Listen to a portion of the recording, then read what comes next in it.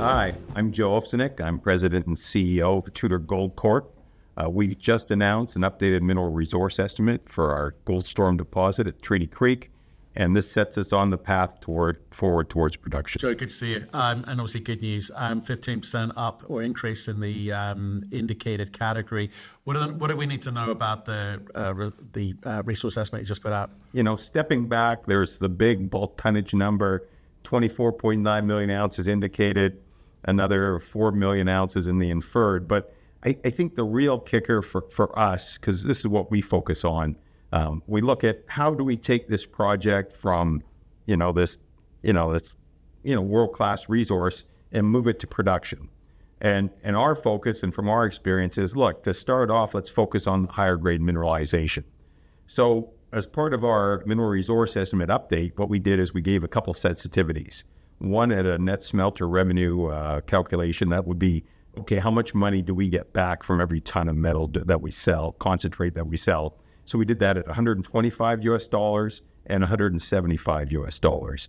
And so, the base case was at $50. So this is, stepping things up quite a bit. So ensuring you have that significant revenue. And at the $125 a ton net smelter revenue, we're at 5.8 million ounces of gold in the indicated and another 2.6 in the inferred. We take that up to $175 and we still have significant gold resources. 3.4 million in the indicated category, that's ounces of gold, plus silver and copper, plus another 2.4 million ounces of gold in the inferred category. But, what really makes this, and what I like to focus on, if we look at that US $175 per ton NSR, the grade of the indicated is 2.33 grams per ton gold, while the grade of the inferred is over 4 grams, 4.02. So over 4 grams per ton gold.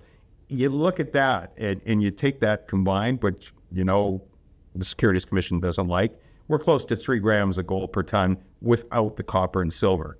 And that's a significant deposit north of 5 million ounces. That's literally a tier 1 asset in our books. And so from our perspective, let's take a hard look at this. We've got metallurgy that's going along concurrently with this. Put a mine plan on this, because you never know how things work out once you go from a resource to mining. But we're looking to put a mine plan on it. We've started that now. Those things come together. They look good. We'll move to a PEA and then push from there to production. That's a long-winded answer. Sorry. No, I get it, and you're excited. You're saying it's tier 1, and maybe it's big enough to kind of get going and put a mine on it. But in terms of the work that you've done already and the work that you're going to do in 2026, are you bothering to try and continue to understand the kind of structural controls defining this kind of these high grade corridors that you've found? Or is it more a case of let's get this thing into production and we'll work out how to expand it at a later date? What's the plan? Well, both, because I think we've mentioned in the past we're going underground. We filed a permit for underground development ramp so we can get down underground and drill off these structures, get us better definition for our mine planning. Now, we filed that. The government said, look, you guys got to come back with more data. So we're putting that data together. We should get it filed in in the coming month. Still pushing to get our permit this year. I think we're on track to do that. And so, look, we need to get underground and tighten up the drilling. But, while that's going on, we will push ahead concurrently and looking, okay, what do we need to do to make this into a producer? So while that drilling is going on, we'll be looking at our road access, maybe working on that, and other infrastructure things, do some engineering. Right. Okay. So just remind me, in terms of, with this new numbers, how much of that came from sort of new drilling versus just purely reinterpretation, relogging, structural redomain modeling? How did you increase things? I'd say a little bit came from the new drilling, but I don't think, maybe at the fringe, maybe 10%, 15% at tops. Right. I think what we really sort of brought it out was being able to model it better with our resource estimator. I think I've spoken in the past where we were going to break it down to the prior model was in 10 by 10 by 10 meter blocks, and we were going to remodel it 5 by 5 by 5. Well, what he did is actually kept the 10-meter blocks, but wherever there was a boundary issue, grade, anything else, he went to 0.5-meter blocks. So very tight definition on that grade. So that really gives us a nice boundaries to model with him when we're looking to mine plans. So, I mean, on the kind of drill spacing thresholds that you're talking about there, I mean, it gives you confidence for sure, but in terms of, declaring reserves or in these kind of higher grade domains, what more work do you need to do to kind of move it forward into a PEA? Because obviously that's a kind of it's an indication of economics, but it's a kind of fairly loose document. Look at from a PEA perspective, as far as the resource goes, we're good. Okay. We've got a solid, robust resource. It's a question of putting the mine plan on it, merging that in with our metallurgy, and coming with a flow sheet. We're working on that as we speak, and that gives us the process, and then it's just a question of putting the plant around it. So, all goes well. We can push hard on this, and you could see Q3. I would say hopefully early Q3, you could see a PEA on placing the Goldstorm deposit into production. With this reinterpretation, are you kind of seeing a kind of consistency with the grade continuity needed for mine planning, if that's where you're rushing to? Yeah, and that's why we threw a couple images. If you have a look at the news release and you go down a way, it's a we'll long. Put them up on the screen. Yeah. Apologies, it's a long-winded news release, but we have some images in there, and as you get down, we show the images at our base case $50 cutoff value, $125 cutoff value, and $175 cutoff value, and you can see that the mineralization comes, the solids become smaller, but they're still hanging together, so you have a little stuff off to the fringes, and yeah, you're not going to be mining that. But there's some nice, big, large, consistent bodies showing up in that resource. And so I think we're in good shape for that, for a PEA. You kind of got the upper, central, and lower zones, right? In terms of the grade variability, does it differ? And how does that affect the kind of mining selectivity, going forward? Well, look at that. From our perspective, what you'd want to do, we've got probably a little more grade in the upper zone and the lower zone. Off to the side of the central zone, we have some good grade and potentially some even better grade. That's that SC1 zone, merges in there. So we'll do some infill drilling. But the way we look at it, let's put a mine plan on it. What we'd like to do is try to bring the highest grade material into the mill, the best payback material into the mill as early as possible. And so we'll be looking trade-off studies at how much development do we need to get to this versus that, and what's the payback on that. And so there's a lot of trade-off studies done on where we go first and what we mine first. Right. Okay. And with the MRE and kind of moving into the PE, and you kind of indicated a kind of I guess the MRE is kind of constrained. The MRE is constrained in a kind of way into sort of block cave type shapes. I mean, how conservative or how aggressive do you need to be in terms of interpreting whether or not they're kind of realistic? I guess how they fit into a realistic mine design, going forward. But look, I think that's a good point. You have to be, it's one thing to have a resource, but when you go to a PEA, you actually have to look at what's mineable within that dollar value, that whatever we're working to at the time. So, the way I look at it is we look hard at what gets us the best value. Is it 125, 175? Maybe it's $100 NSR cutoff. And, it just depends where gold is, right? Do we use 3,000 as our base case for our modeling? Do we use 4,000?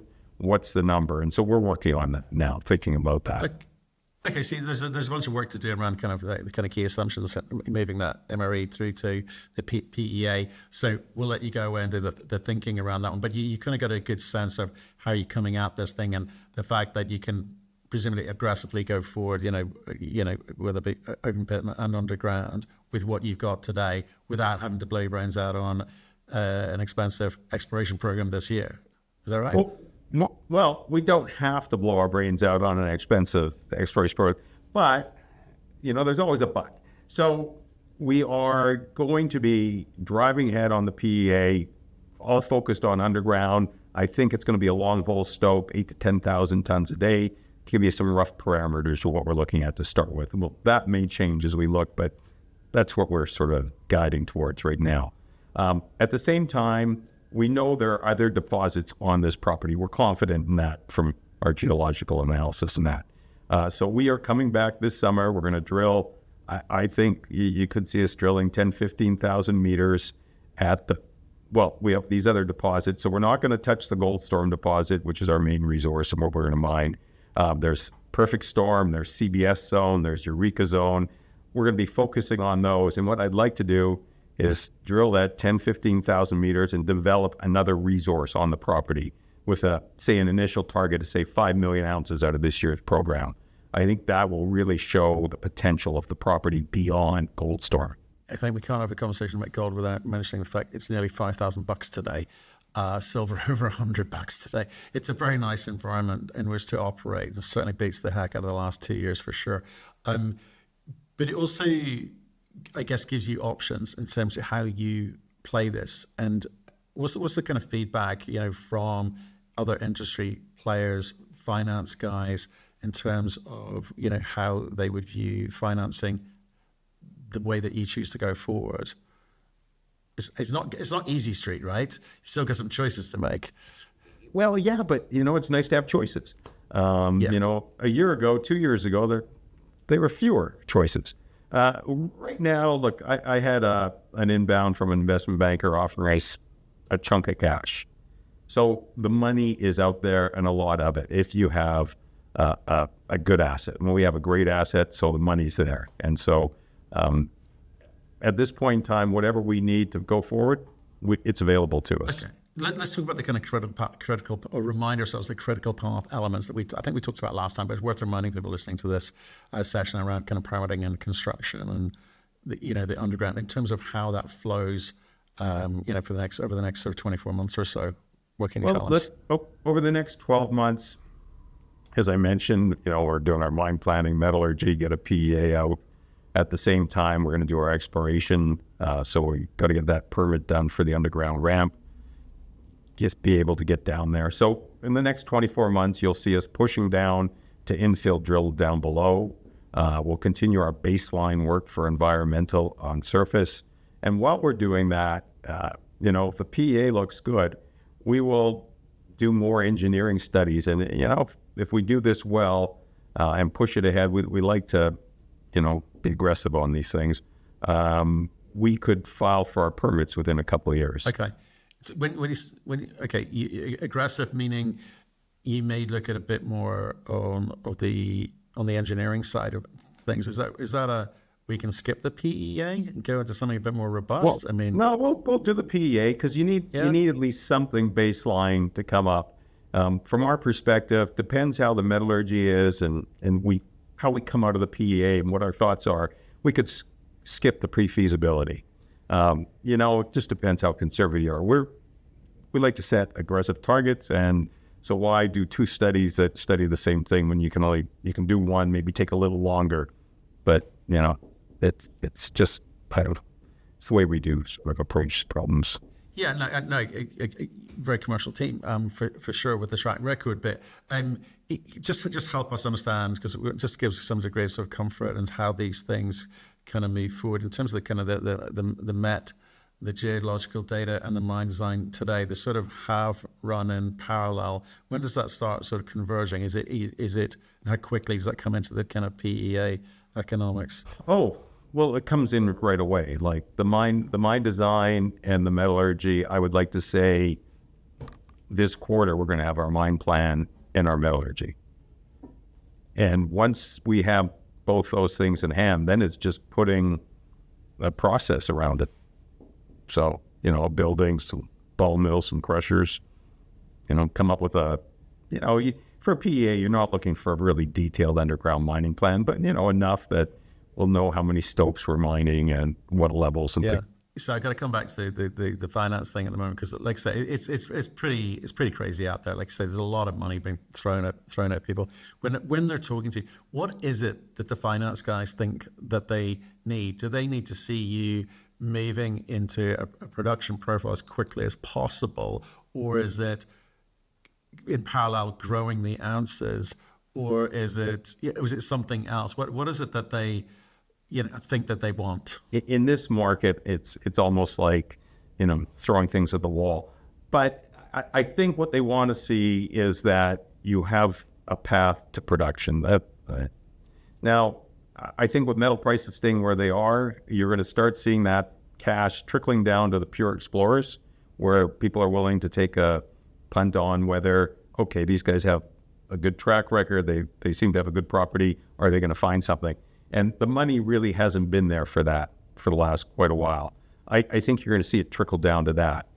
But at this time, if you have a solid asset, the money's there to move it forward. Okay. And when you've got a big asset like this with a lot of ounces, like you have, are you under any pressure to start with have a kind of starter project, which then kind of builds up and evolves? We've seen lots of companies trying to do this. We've seen, actually, quite frankly, exploration companies say, "Oh, we're going to do DSO," just kind of fund ourselves. Yes, I've seen more. And it's great. People are thinking outside the box a little bit because the market's allowing them to. Not primarily because it's an anti-dilatory measure. I think whereas 2 years ago it would have been a kind of defense mechanism to stay alive. But for you, big asset. Any pressure to go start small? Look, it depends what you think small. From our perspective, what we'd like to start at is in that 300,000 ounce range. That's not small. That's a nice, respectable gold mine.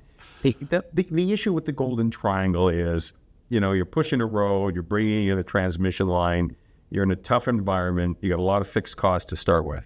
So you need to have a certain mass in order to make that work. When we built the Brucejack mine, we came out at, we ended up producing about 360 to 380 ounces a year. But, we were often asked at meetings, well, can you start at 100,000? This is when we were talking early on. And just the cost of the transmission line and everything else just makes that, it doesn't work. You need some mass to get things going. Right.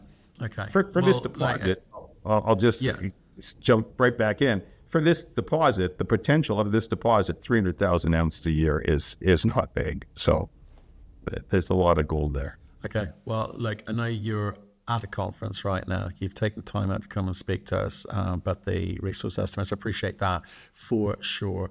Maybe we'll have you back on soon and we can kind of get into the weeds as you kind of start evolving and moving things forwards. Okay. Sounds good. Look forward to it.